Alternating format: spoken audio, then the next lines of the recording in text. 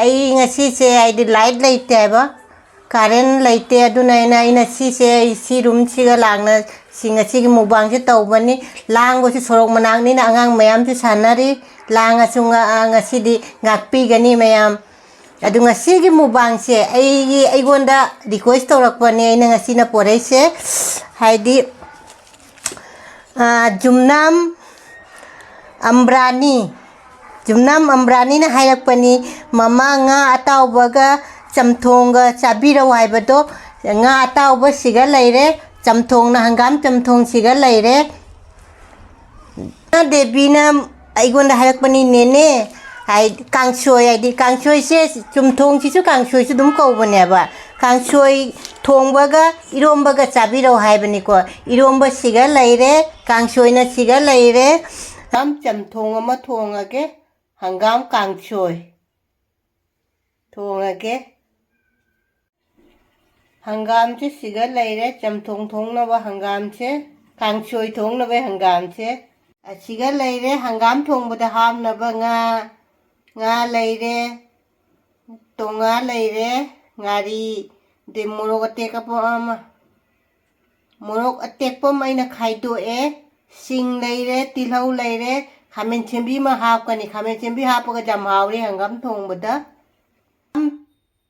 hangam se muk thongase aina loibana hapchalle magonda hangam thongbada thangnaba chamthong ni goi thongdoise kangsoi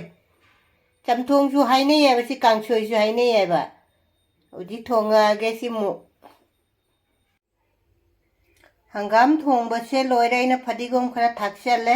uji chaga da tangaire ngasi se uri ga alu ga irolage umurok sima hapaga morok chana tawra chage adu uri je marum changba thiraga laurei mi ko irolage futpa kotpa dudi jingara roige da alu ga uri ga se futpa loire tiffin chiga na ina tonga ga umurok tu ga ngale alu ga uri ga se aina demu che mai khu wa kari inghan gi ge inghala idon ge uri ga alu ga si sune uri si je masing sing se uji loya mamam talo lautho ni uji haidi aina putting e da lautho haudara ba ngarang walking tau chapada jongchang mambi mayam hegle aina lodna se mandhoe sigana mai gi machai singdo adugai si embegi aidi kuli pheng na bai distrop sin aina tingchala thamdoi nai ba si kuli pheng na bai ni siga ne aidi coconut duga aloe vera lemon si ahumna saba pone ba se distrop ai se asina siga tingaga ngahak thammani akoi aidi hinjang na pi sabji sing du su ne akoi tingaga tham sabji da su ne tingaga thamme ba koi du do ngahak ne sing kaino da tinga thammaga dugai gi mai chemical mathakta leiram pot puna moloi puna dugai do chamthok pura chakhara ne ba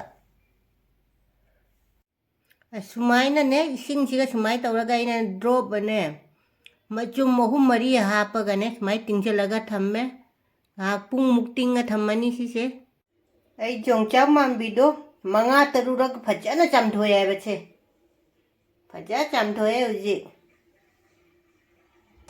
mayam punamak khoramjari ima indosa kaka ipal ise ibung punama rekhana hanana khoramjari hanadagi jengbiriba ichina punamak su ona bochang ko ichina punamak su rekhana thagachari ngasi se ai di light leite ba current leite aduna ina si room chiga langna ngasi gi mubang se tawbani langgo si sorok manang ni na angang mayam si sanari langa sunga ngasi di ngakpi gani mayam adu ngasi gi mubang se ai gonda request tawrakpani aina ngasi na porai se haidi jumnam ambrani na hayakpani mama nga atawbaga chamthonga chabiraw haibado nga atawba siga leire chamthong na hangam chamthong siga leire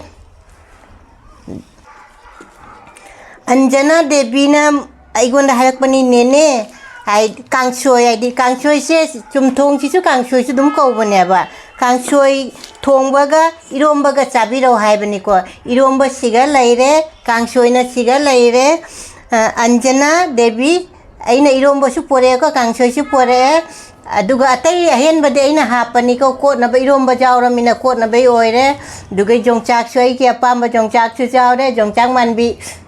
ꯃꯥꯟꯕꯤꯁꯨ ꯌꯥꯎꯔꯦ ꯀꯣꯕꯤ ꯃꯅꯥ ꯇꯥꯕꯤꯁꯨ ꯌꯥꯎꯔꯦ ꯍꯪꯒꯥꯝ ꯃꯇꯣꯟꯁꯨ ꯌꯥꯎꯔꯦ ꯃꯌꯥꯝ ꯉꯁꯤꯗꯤꯅꯦ ꯈꯔ ꯍꯥꯏꯗꯤ ꯃꯈꯣꯟ ꯃꯄꯥꯟꯒꯤ ꯃꯈꯣꯟ ꯍꯥꯏꯅꯦ ꯁꯥꯎꯟꯁꯦ ꯂꯥꯛꯑꯅꯤ ꯃꯌꯥꯝ ꯉꯥꯛꯄꯤꯒꯅꯤ ꯉꯁꯤꯁꯦ ꯍꯪꯒꯥꯝ ꯊꯣꯡꯕꯅꯦ ꯑꯗꯨꯒꯩ ꯄꯥꯄꯔ ꯑꯃ ꯂꯩꯔꯦ ꯉꯥ ꯑꯇꯥꯎꯕ ꯑꯃ ꯂꯩꯔꯦ ꯑꯗꯨꯒꯩ ꯌꯣꯡꯆꯥꯛ ꯂꯩꯔꯦ 우리가 누가기 그노 우리가 알루가 누가 종착가 타우나 이런 범 레이레 에코나 버시가 레이레 라이기 하나 칼라시 ngasi디 makhonse khara keno tawrene mayam ngakpigani ko sina chak leire sina hangam chumthong che jam chaning ambane ngasidi pura la iromba papar de jongchak ama dugai se mayam chi katlasi siga laigi thamgrasi katlasi ngasi khara lange ko adu mayam kari hana ilo ke iromba sina hana ilasi ko uriga alu ke iromba ne jam haune jongchak ka jawri me de nga ataw boga loina nei laktoi me hawale se jala uji kaino tawre ba se mayam chamina rase khalang sulang na ngasi ding no tawbiro hawbra jenge uriga alu jongchak ka hapa ka iroli me jongchak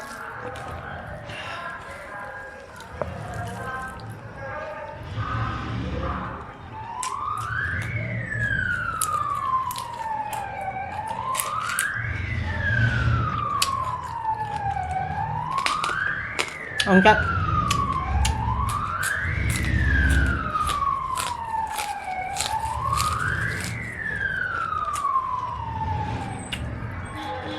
sina koi kaino ne kachra lo bagai do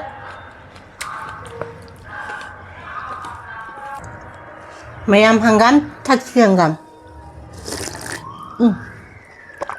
asiro maju jam haure kobi mana se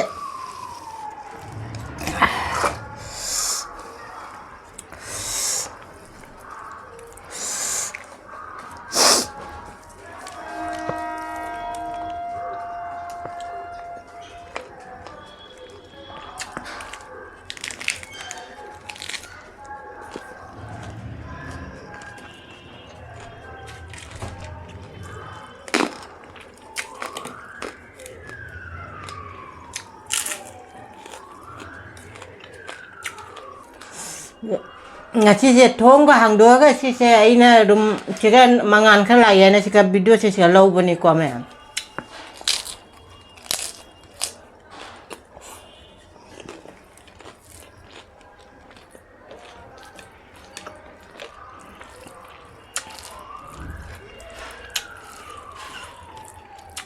na nong ma su ne video nam ga min do question ne adi kai no su lai ta bai do बेटा से लेते हैं बा chicken light से दूर हम चलते बने कोई बेटा तो लेते बा बेटा मतलब उधर ज़्यादा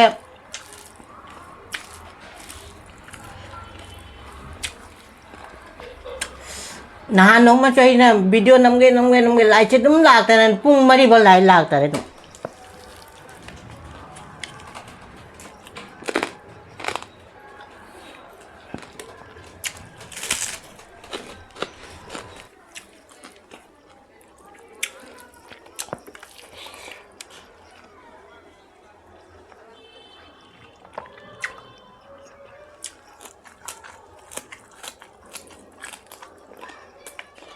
mana video namanya lop non do raga la cheki basa jam nungai te ba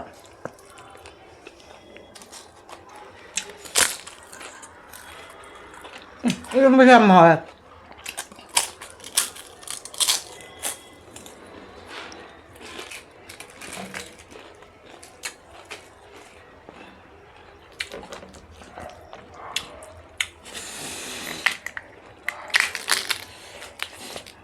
cái đó dùng thôi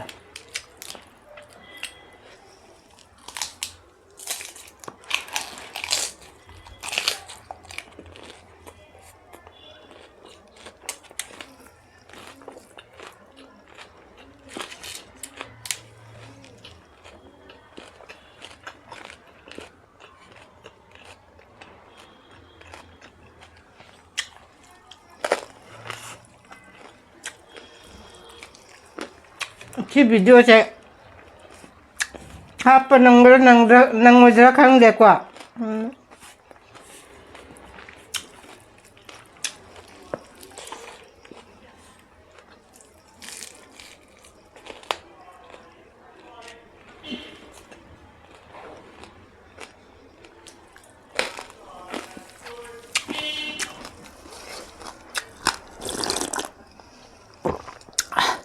Mẹ không ăn tôm chả gì 시즌 ngoài cho ra khá ai video 남면서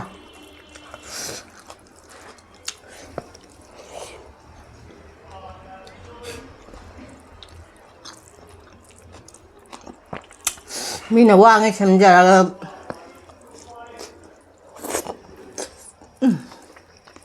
không dùng bây giờ hết nó làm bám tới mà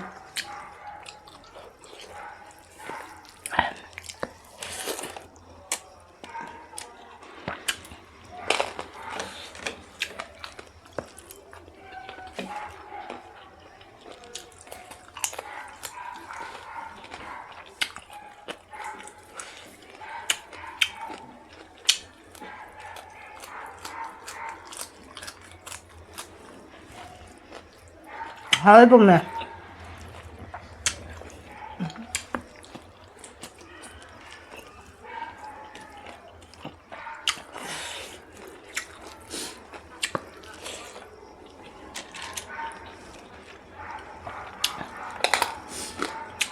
mấy anh này chạy gặp ba mình coi trong thông chỉ chạy gặp ba bắp 이런 맛이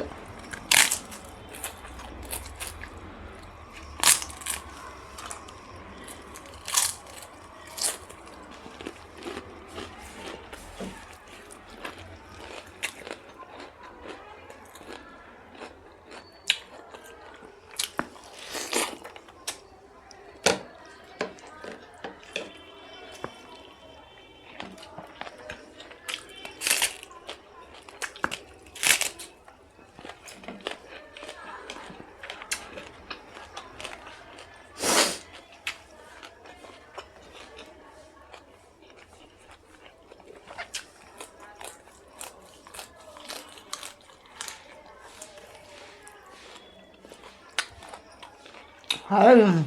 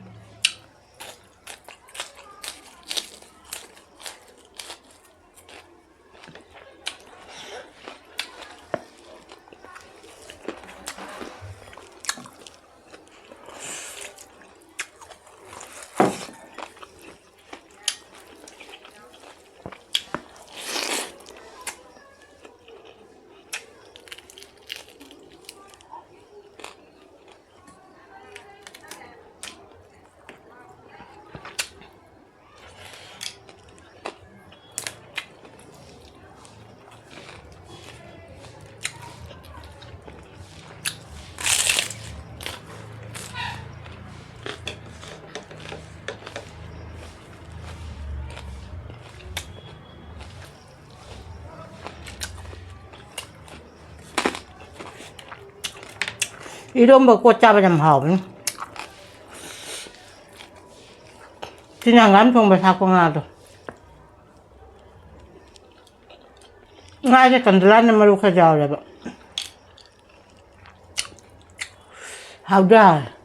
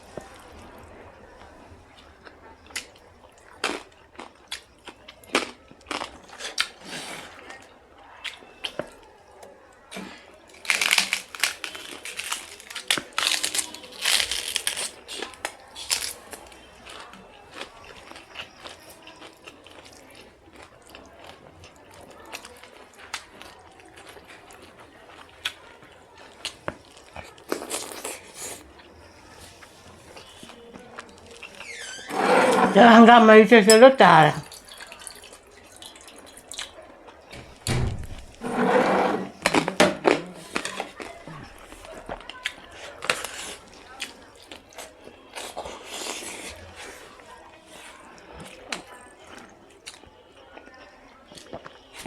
ay success kaya tayo mong tagal kaya jaga doon na niyo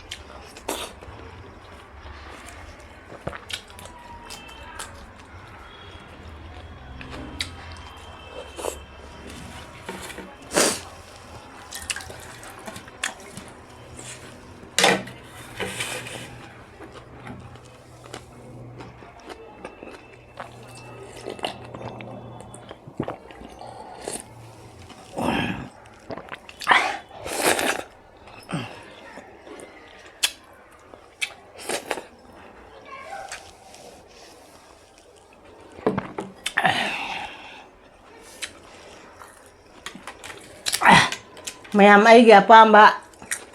tumthonga irombaga oram wangangbaga kaino tawdra adu jaga si chu khara ai ngasi ai di ontho bani na ne sabra khara mong cha dare ko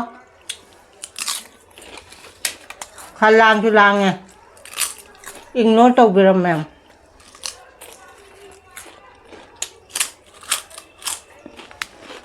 wala